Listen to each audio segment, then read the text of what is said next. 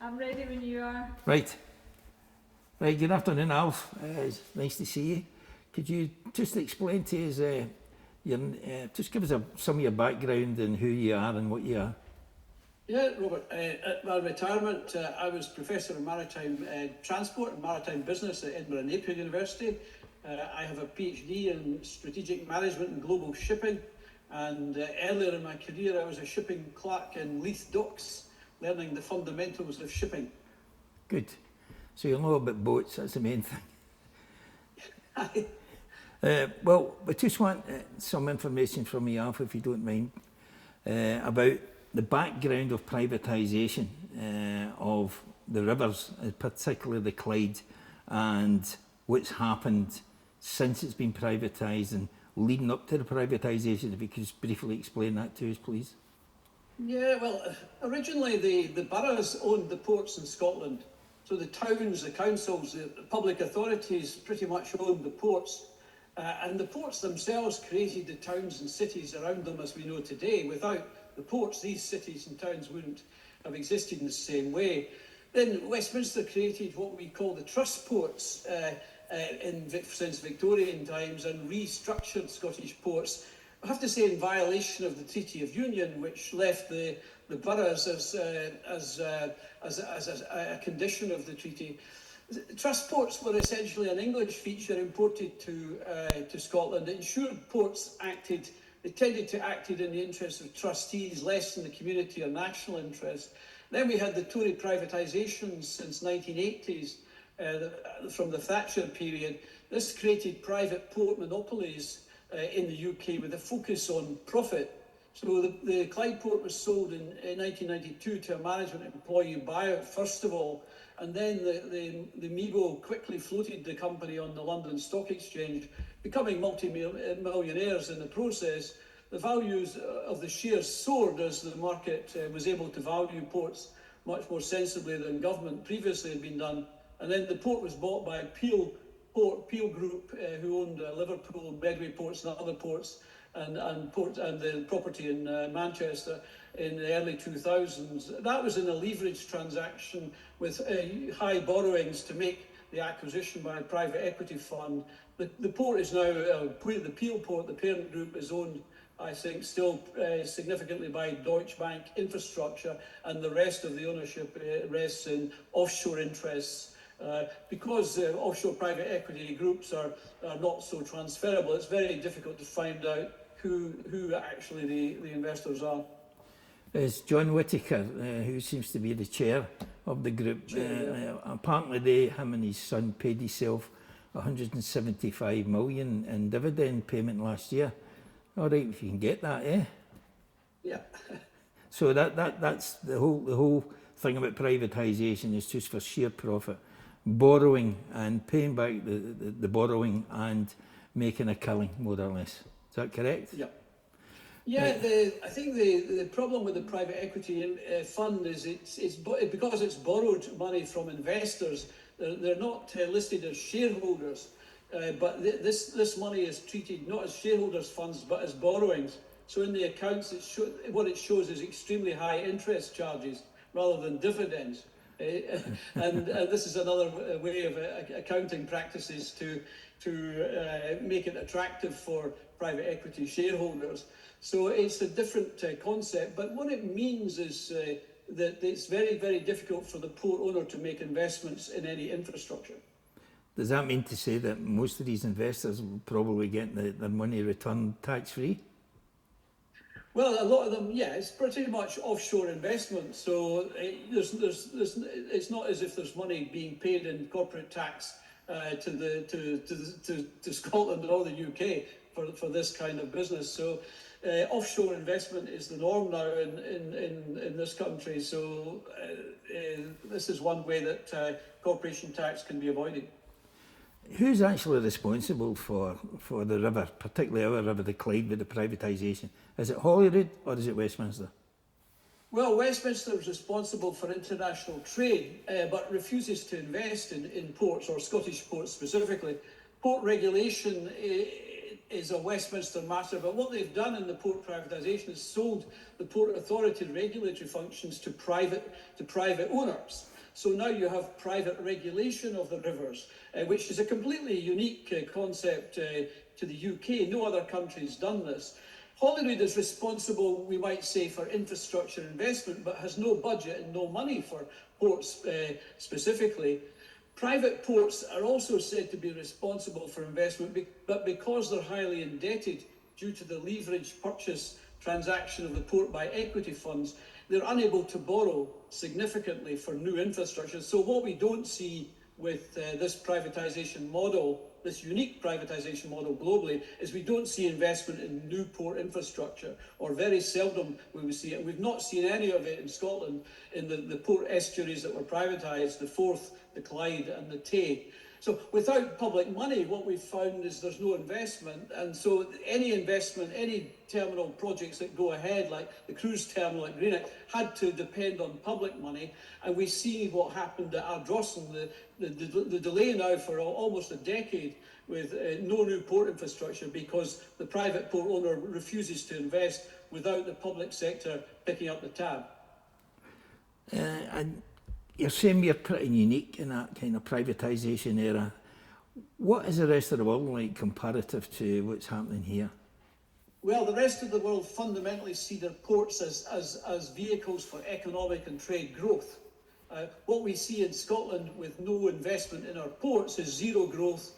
We've seen a collapse in manufacturing, a decline in export, unemployment, lack of industrial competitiveness, and low GDP. Scottish GDP per capita is less than half the North European country average, and considerably less than countries such as Norway and even Ireland.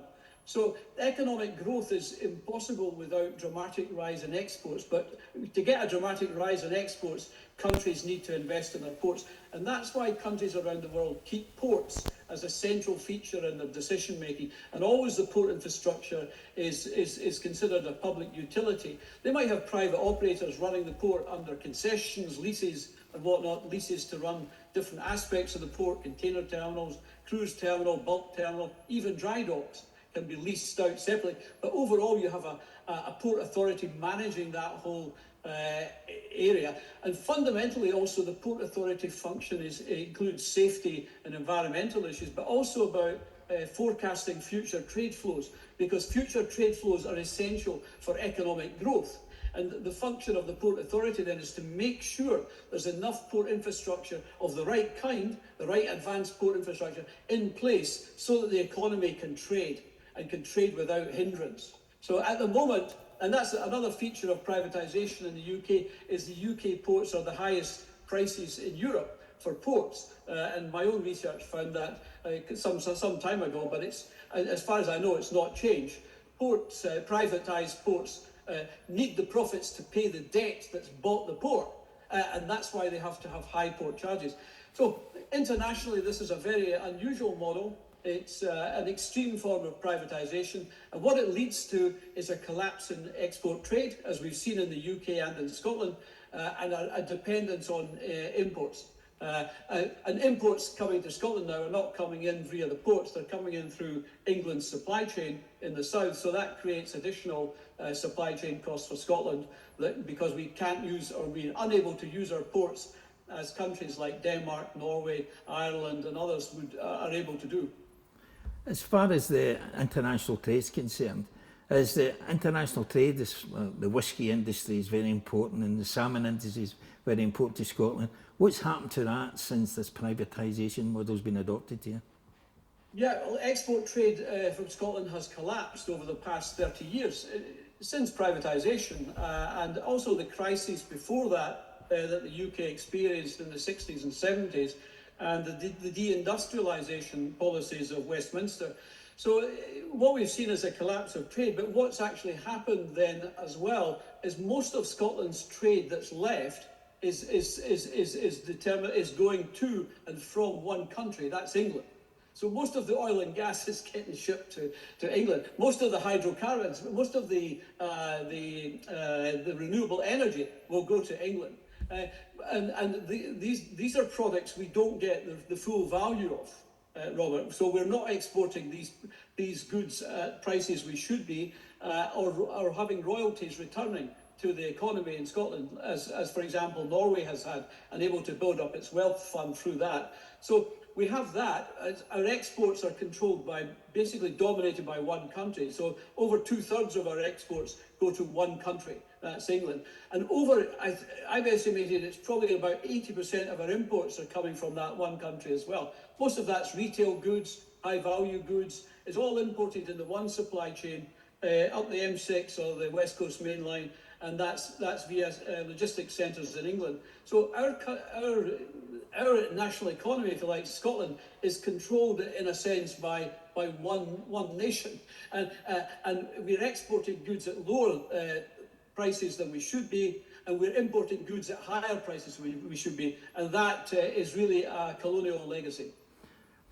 The likes of the container terminal in Greenock, I think the first investment we have seen has been the 2 new cranes. It was purchased a couple of years back. But when I walk about, I don't see many ships tying up and unloading or loading. What's been the effects of the privatisation on the terminal? Has the imports or exports reduced? Is there a lack of activity? Yeah, I think there's been no investment in the container terminal itself. There's been, as you say, a couple of new cranes put in place, and that was at the insistence of the main operator, MSC, as far as I understand, who wanted a faster turnaround. But there's been no real investment. We've seen the same on the Forth. Basically, we're looking at Victorian infrastructure. What we should be doing is increasing the capability for Scottish ports for international traffic. Should not just be container ships, but also ferries, ro-ro ferries, freight ferries, and especially on the East Coast, passenger ferries. But there's also been a very good study done to highlight a possible route from the Clyde to France and Spain, with quite fast ro-ro ferries that could have taken advantage of the traffic flows coming from Spain to Scotland and West France, and also the tourist industry. That requires a fast turnaround facility on the Clyde, such as at Gourock or Greenock, for the larger vessels, and nobody took that initiative forward. One of the programmes I helped develop for the European Commission was the Motorways of the Sea initiative, which allowed member states and neighbouring countries, non-member states, to invest in motorways of the sea connections. That's basically ferry connections, so they can carry all sorts of goods as well as passengers between European countries, and that requires fast turnaround modern facilities, which you don't have on the Clyde and we don't have on the Forth. All this must have a major impact on the Scottish economy. When there's no investment made in the ports and harbours, as you say, then obviously it must impact overall on the economy. Is that correct? Yeah, well, our exports, even with the domination of whisky, is still around about £20 billion, which is, I think, about a fifth of what Ireland is doing. So we're doing something pretty wrong, and we need to do a lot more in terms of port infrastructure and also facilitating trade. This is what the UN agencies I've worked with in different parts of the world focused on with developing countries and former colonies. Is the first thing they did was improve their port infrastructure and to free up their trade connections and make trade flow a bit easier, and also to expand the markets for trade rather than have domination by one country, which was usually the imperial power of former colonies. That meant all their trade was being shipped out cheap, and all their trade was coming in from one source country at very expensive prices. And this is essentially the condition Scotland finds itself in. It finds itself in a colonial legacy. Its trade is dominated by one entity, one country. And that is a very, very big weakness in what is a global trading environment. But to participate in a global trading environment, you need the right conditions. One of the conditions we maybe could have had and should have had is very, very low energy costs. Our energy prices are the highest, as far as I can see, they're the highest in the world. Certainly the highest in Northwest Europe, and they're 4 times the energy prices in Norway, and more than double the energy prices in North America. So we have very, very high energy prices, which means our manufacturing can't compete. So it's not just ports, it's about the whole supply chain, the whole factors, all the factors that need to put into place for an economy to function. This is not an economy that's functioning independently of another. It's functioning as it's basically here to serve the needs of Westminster. And that's the problem with the Scottish economy. It's here to serve the needs of one country, England, and that's our big problem. Has Scotland got a ports policy, a philosophy for the future? No, there's never been a Scottish port policy in recent memory. There's not been a focus on trade facilitation, trade expansion. There's not been a focus on future trade flows. There's not been an emphasis on building port infrastructure to meet that demand. There's not been any port regulator because the Tories privatised the port regulator. So the Port Authority's should have that function. The Port Authority therefore needs to be returned to the public sector, and that's an argument your organisation and I in the research side in maritime have made for many years. We need to develop Port Authority expertise with in mind to create a competitive economy, to develop trade again and economic growth, and through that perhaps develop use port concession models, which is the global norm, where port authorities tender for new port infrastructure and they get investment from private operators, bona fide operators, not private equity funds necessarily, but real port operators that can come in and take a lease for maybe 25 years on a terminal. But the Port Authority and the public sector retain property rights over the port land and regulation. So it's not a case of selling the land, it's a case of operating it in unison and partnership with private sector operators in a sensible way. And that's the global model. We in Inverclyde here have got a number of issues. Sorry. We in Inverclyde have got a number of issues relative to what's happening with the ports, the river. But we're very concerned at this moment in time about our ferries. And but Ferguson's Marine Shipyard at this moment in time depends on work. Now, Ferguson's Marine Shipyard is currently owned by the Scottish Government. Yet, on Monday, it was released that the small ferry contract consisted of 7 ships. The award has just went to Poland. How do you see that operating? If it's going to operate in partnership with Scotland, are we getting any benefit from that? Well, I think the ongoing ferries crisis is a tragedy, and we're still in that situation where CMAL are specifying boats that are very, very poor value, very poorly designed in my experience. And as you know, I've worked a lot with Catamaran and other designers, and the Catamaran designs we've had for operating here in Orkney and other parts of the world as well for the last 15 years and more come in at less than half the price of CMAL's monohulls. So these can be built on the Clyde at much lower prices. And as you know, the designer, Stuart Valentine, who's a global leader in design of catamaran ferries, has offered his designs to be built under license at Ferguson's. And these are proven designs, low-cost vessels that can be delivered very, very quickly. So they are excluded from the tender process by CMAL. CMAL excludes catamarans, and in fact, their consultants in the past have created false catamaran specifications in order to rubbish catamarans and to make them look unable to be used. But the proof is in the pudding, and Alfred has been used on the Troon to Arran route now for 2 years. She cost 14 million to build in Vietnam, and that's less than a third of the price of CMAL monohulls at the same capacity. And she can operate for half the price as well on operating costs. So there's enormous savings to be made here.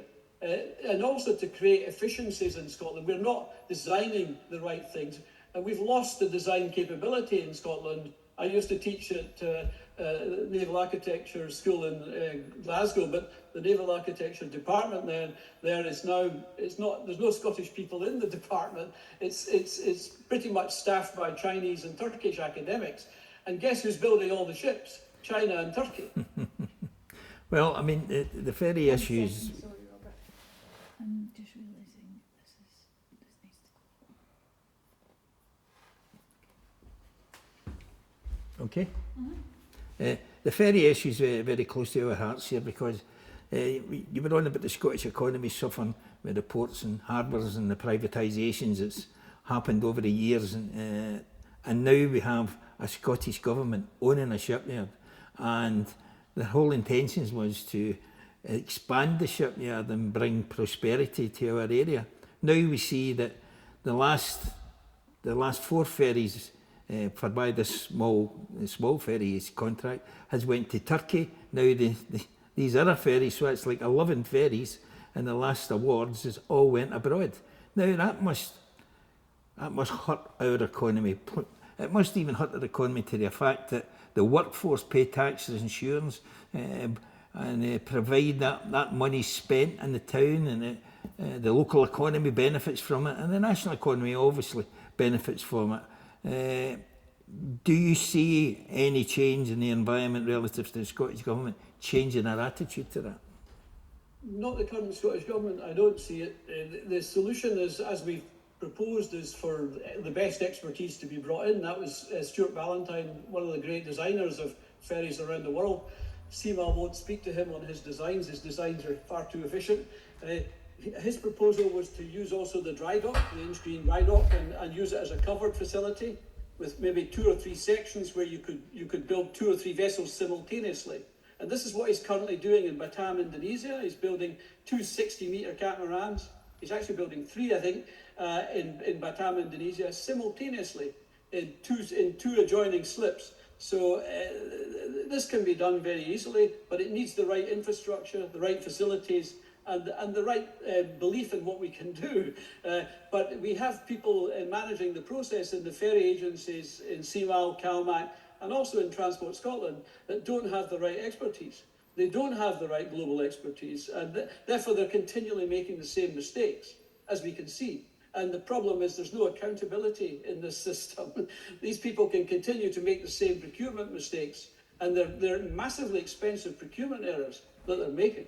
So they're continuing to do that. And I'm not sure what the solution is, but it has to be a completely different way of governance. Right. Just excuse us a minute, something's popped up on the screen. Alf, are you still there? Yep. Okay, sorry, I just need to, there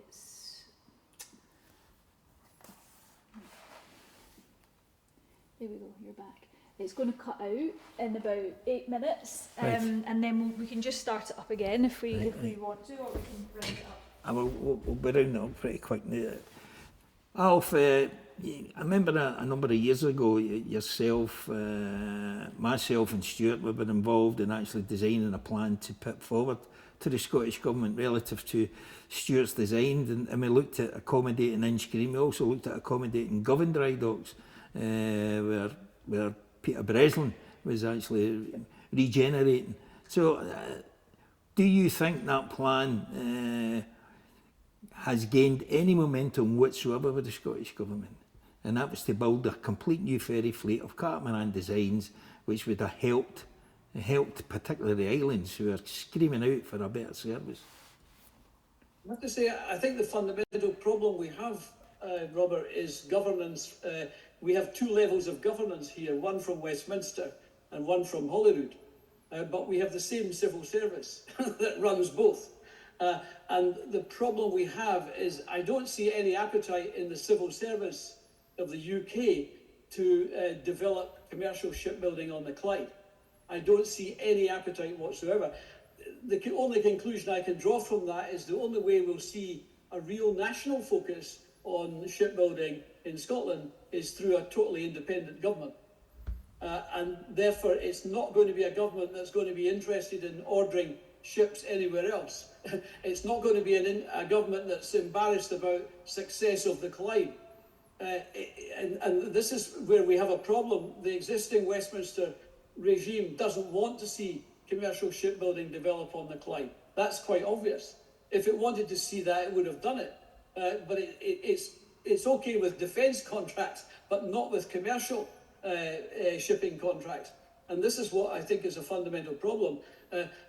We also see Westminster and its Holyrood administration appointing the same people over and over to manage ferry contracts, the same type of agendas, the same type of regime, and we need to get away from that, which is a kind of, it's a failed program of procurement.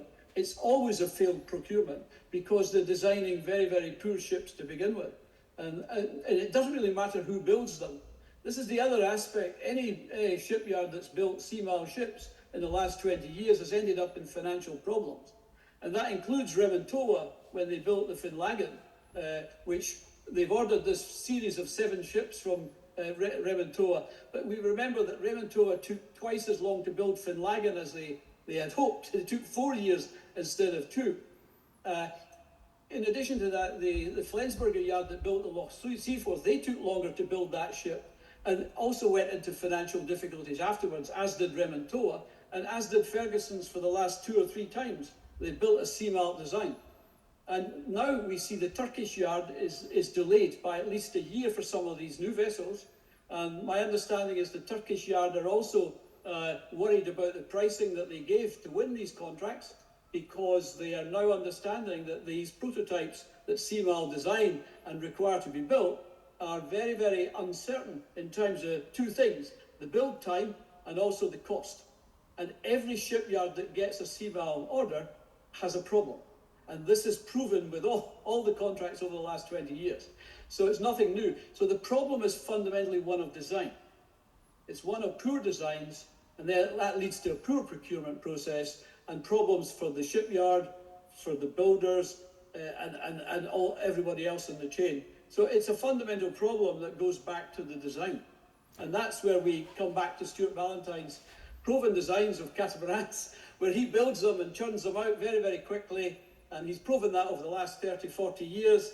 And he's sold them all over the world to 30, 40 shipping companies. And the only company here that won't look at them is the Scottish government, which is a tragedy. Why did Transport Scotland, you were part of an expert team that Transport Scotland used to rely on to get different advice. What happened to that expert team? What is it they called it again? Was it the ferry expert? The expert ferry group was actually set up by ministers, not by Transport Scotland. Right. It was actually set up by Keith Brown as Transport Minister at the time. And his view of the need for that expert ferry group was so that they avoided constant ferry problems and ministers having to go to Holyrood and apologise for massive mistakes the ferry agencies have made.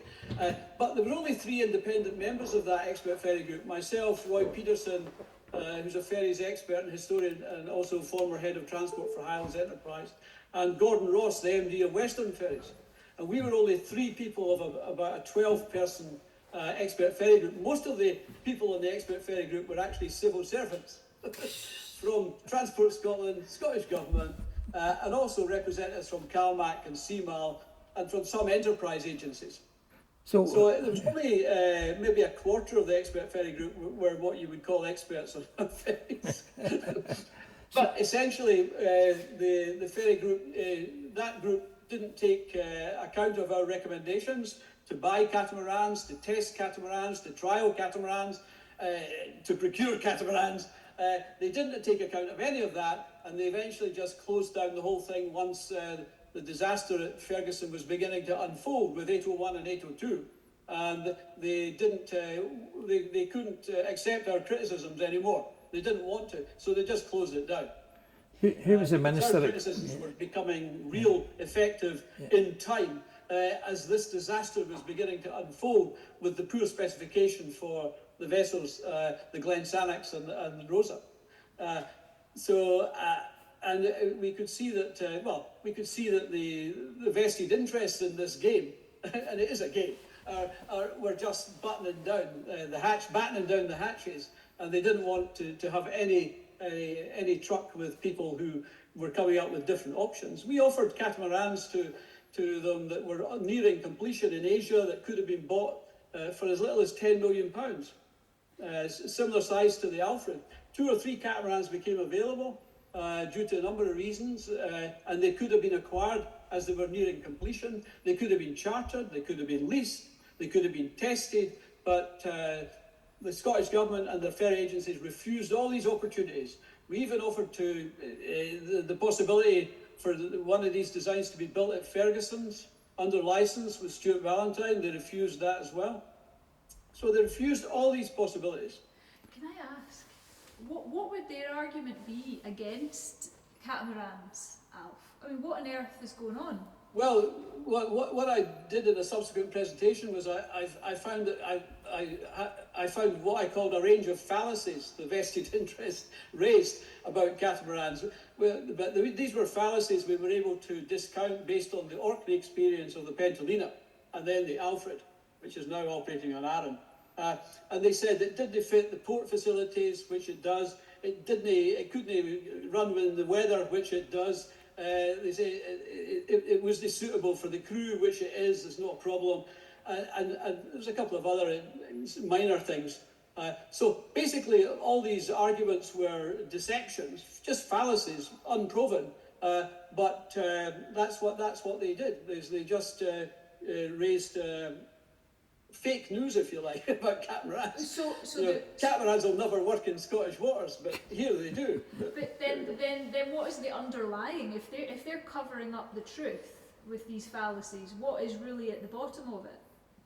Well, I think at the bottom of it is, I think the specification for the Calmac ships comes from basically within Calmac, which is also very, I have to say, closely connected to the RMT. And the RMT spec, if you like, comes out, and what it seeks to do is maximise the number of crew on the vessels. That's its first objective. And that's not really the objective of a shipping company. The objective of a shipping company is to provide a ferry service as efficiently as possible. So what they've done is they've designed these ships to be have as large a crew complement as they could possibly squeeze on them. That creates maybe an extra couple of upper decks on the vessel, which creates an enormous difference in the displacement, an enormous difference.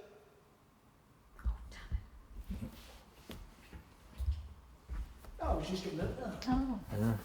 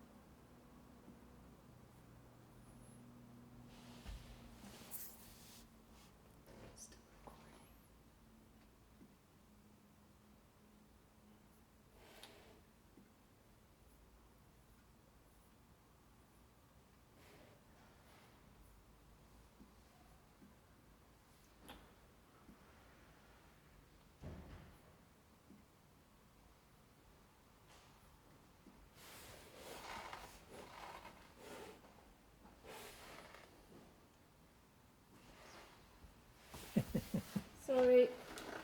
And we're back again. Can you hear us okay? Did you put a shilling in the meter? These technical things are just late to the experts. well, more or less, is there a need for CalMac? Is there a need for CMAL? I mean, well, suppose there's a need for CalMac because they operate the ferries, but is there a need for CMAL? That's the next question. Yeah, I don't think there's a need for CMAL. We have to remember the origins of CMAL are as a VESCO, a vessel owning company, came from the privatisation era of the Tories. Yeah. And the Tories wanted to privatise the system. And the way that Michael Forsyth and his colleagues maybe thought about doing this was to do what they were doing with railway privatisation, Robert. And that was to create a different rolling stock company from the operators. Right. The train operating companies. So you had a Roscoe and the operating companies. And the same was envisaged for CalMac, but it was one way where you could sell off the assets to the equity funds. The problem is they set up CMAL, which is a Tory design. It was set up by Labour in Holyrood, and once they set it up, the Scottish Parliament decided there was no way they were going to sell that off. So they had to keep it going. So you had this duplication, CMAL and CalMac, but you don't need CMAL. All the functions of procurement for vessels can be done by the shipping company. And it used to always be that way. And that's much better to be done that way. The other aspect is there's as much spent on pier infrastructure as there is on ferries sometimes. There's a new ferry for Arran, but they spent about 50 million on Brodick, which ended up with a terrible pier and infrastructure that doesn't quite do it. So they're spending enormous amounts of money on hard infrastructure, landside infrastructure, as well as ports. And this, there might well be issues to do with procurement of that as well. It's been raised before by the BBC about which companies tend to get favoured for these contracts as well. But there's an enormous amount of money spent on infrastructure as well, far too much compared to what really is necessary for, say, catamarans. Because we remember that catamarans have a shorter length than the monohulls, a wider beam, so they don't need longer piers. They've also got a shallower draft, so you don't need to dredge into the deeper water to get that you do for a monohull. So port infrastructure costs for the catamaran should be cheaper than for the monohull. Equally, the capital cost for the catamaran is a third or half the monohull. So there's massive savings potentially here. But what my recommendations in the past were about was also to double the ferry fleet, because we don't have enough ferries. What we have, we've got 30 in the CalMac system. Norway's got over 300. So what other countries do is they operate on the basis of improve the frequency, and that's what customers want. And one of the ways to do that is have more ferries, but cheaper ferries. So this way, instead of CalMac having 30 ferries and replacing them one for one like they're doing just now and running them for 30 years, which is crazy as well, is to have double that fleet. And you can have double that fleet if you've got catamarans. And also, you don't have to spend so much on port infrastructure. It's just a short-term landing place for a catamaran. You don't need to build massive piers and infrastructure or passenger terminal builds necessarily for mostly driver-accompanied business. So you need a completely different way of looking at it. And this is the problem we have. But yes, CMAL is not essential. It's not essential at all. It was only a Tory invention to privatise the system, like the rolling stock companies in rail. That's good to know. So what we're talking about here is civil servants and agents who have got a lovely little group of individuals or scratching one another's back and make sure they've got a long-term pension plan in place, which is more or less paid by you and me, the taxpayer, and the public. Yeah. So and the reason why they don't allow catamarans in the tender process is catamarans would win every time. They win on the cost, they've got half the engine power, so they win on environmental benefits. They're twice as fast to build, so they'll win on that aspect, and so on. So that's why they don't allow catamarans in the tender process. They're just far more efficient. Maybe that's why we've asked for three transport ministers, a business minister, and we're now asked the Deputy First Minister to come down to Inverclyde, and we've been rejected at each time. Each time we've asked, I mean, Fiona Hislop, who maybe she doesn't want to get into the argument or the discussion relative to ferries and the operational value that Inchgreen Dry Dock offers, you know, for such to build these catamarans. So it seems to be that everybody's avoiding discussing it and allowing a small group of individuals, i.e. civil servants and agents, to more or less take control of the situation rather than the minister That's right. using their authority. Yeah, CMAL have got an enormous power here where they control what they procure, basically, and also how they score it, and also what they exclude in the process. In addition to that, they've been allowed to buy vessels such as the ones for the Northern Isles without a tender process at all. They've just gone out and made a deal with the owner, the bank or whoever, and say, there's your money and we'll take the boat. So they've done things in such a way that normally you wouldn't do in the public sector. But certainly in the case of the procurement of the current vessels and the order for 7, they excluded catamarans from that as well. So they basically excluded a great deal that could have been done for Port Glasgow. So has there any independent overview been taken about how CalMac and CMAL use their operations? It all just reminds me, yes, Minister, yes, Prime Minister, where the civil servants make the decisions. And they've made the decisions now for years on what they're going to do and who's going to run CalMac, who's going to run CMAL and what they're going to do. And ministers just sign it off. So although we can blame ministers and political parties, they really have nothing to do with it. There's been about 14 transport ministers in Holyrood, probably more. There's one every couple of years or every year. But by the time they see a ferry, they've moved on to something else.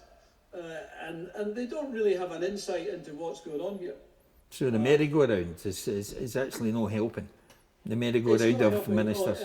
And the quality of the civil service we have to say that some of the people in Transport Scotland and also in the Scottish Government that were dealing with ferries policy had been set up from London. So they knew about Heathrow Airport and the London Underground, but they didn't know much about ferries.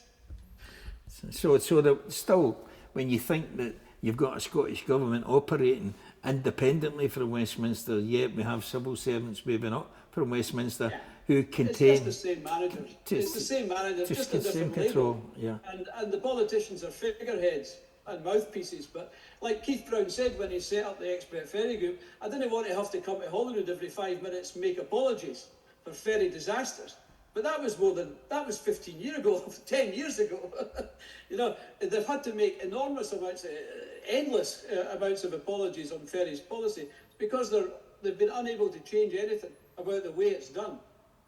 And fundamentally, it's the civil servants and the officials they put in the quangos that do everything, and politicians just sign it off. To finish on I think it's the same thing in other areas of procurement, right. Robert. We've seen disasters in other areas, whether it's schools, hospitals, other public buildings. Procurement in Scotland is just one big disaster. Well, PFI takes a lot of blame for that. Well, that's where the councils are going to are finding it very difficult to survive now. Absolutely. And in England, they are not surviving.